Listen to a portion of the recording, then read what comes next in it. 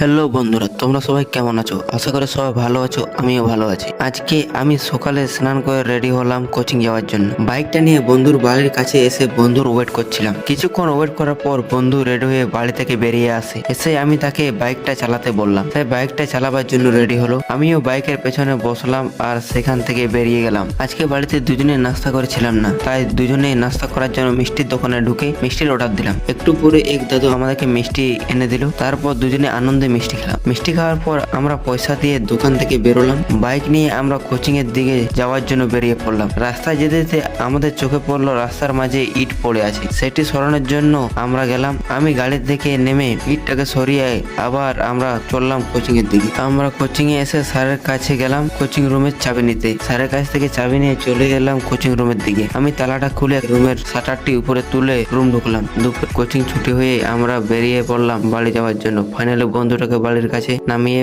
আমিও বাইক নিয়ে বাড়ি চলে এলাম।